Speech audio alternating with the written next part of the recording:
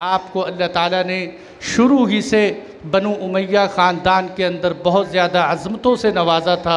अब्दुल मलिक बिन मरवान की नज़रों के अंदर आपकी बहुत ज़्यादा कदर थी, इतनी कदर थी, इतनी मोहब्बत किया करते थे कि अपनी सगी बेटी फ़ातिमा बिनते अब्दुल मलिक का निकाह हज़रत उमर बिन अब्दुल अज़ीज़ के साथ किया।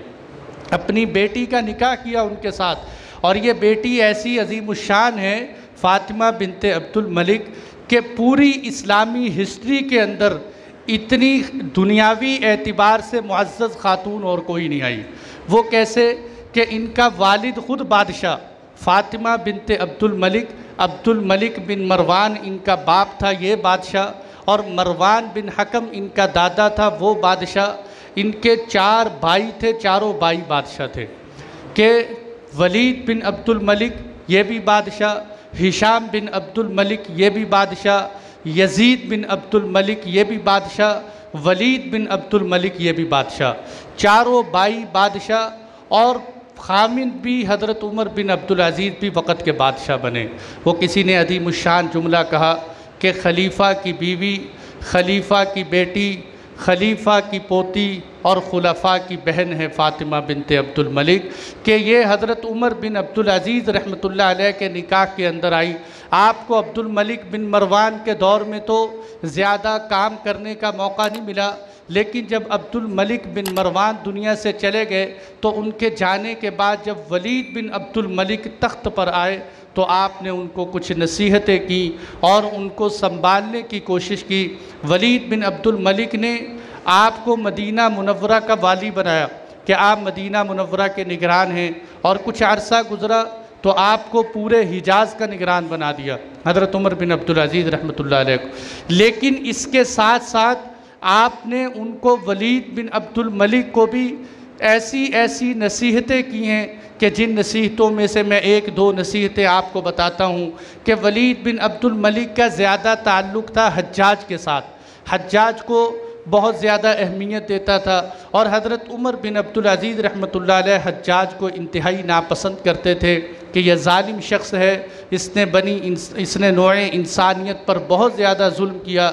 एक मरतबा वलीद ने हज्जाज को हाजियों का निगरान बनाकर भेजा कि ये हाजियों का अमीर है, चुनाचे आप हज के लिए चले जाओ।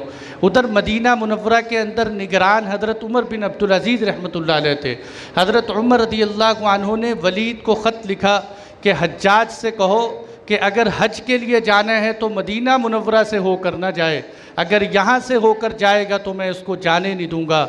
इसको कहो कि रास्ता तब्दील करके जाए, मैं हज्जाज को देखना पसंद नहीं करता। चुनाचे बादशाह ने यह हुक्म लिखा, क्या हज्जाज, जो आदमी तुझे देखना पसंद न करता हो तुझे उसके पास जाने की क्या ज़रूरत है, तू कहीं रास्ता तब्दील करके चले जाए।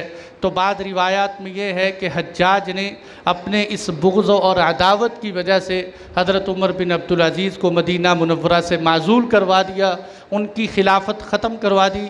और एक रिवायत ये है कि उन्होंने ख़ुद ही मदीना मुनव्वरा की खिलाफत छोड़ दी।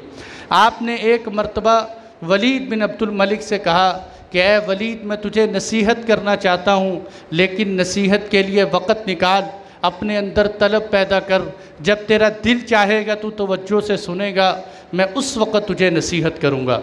ये बात कौन कह रहे हैं? हज़रत उमर बिन अब्दुल अज़ीज़ कह रहे हैं और बादशाह वक़्त के दरबार में कह रहे हैं। इसको कहते हैं ज़ालिम के सामने हक़ बात करना। कि आपने जब उनसे ये कहा तो बादशाह कहने लगा मुझे अभी नसीहत कीजिए। कहने लगे नहीं नहीं, अभी नसीहत नहीं करूँगा, वक़्त पर नसीहत करूँगा। चंद दिन गुज़रे, हज़रत उमर बिन अब्दुल अज़ीज़ उनके दरबार में आए। बादशाह ने कहा आपने वो नसीहत करनी थी, मुझे नसीहत नहीं की, आप मुझे वो नसीहत कीजिए। कहने लगे मैंने आपकी हुकूमत के अंदर ये देखा है कि आपके उम्माल और आपके निगरान और आपके साथ काम करने वाले हल्के के लोग जो वो ऐसा करते हैं कि पहले किसी आदमी को कत्ल कर देते हैं, फिर कत्ल करने के बाद ये रिपोर्ट शाये कर देते हैं, ये एलामिया जारी कर देते हैं कि इसने फ़लाँ फ़लाँ जुर्म किया था, इस वजह से इसको कत्ल कर दिया गया। पहले कत्ल करते हैं, फिर जुर्म सुनाते हैं और ये जुर्म सुना देते हैं कि फ़लाँ जुर्म में कत्ल किया गया।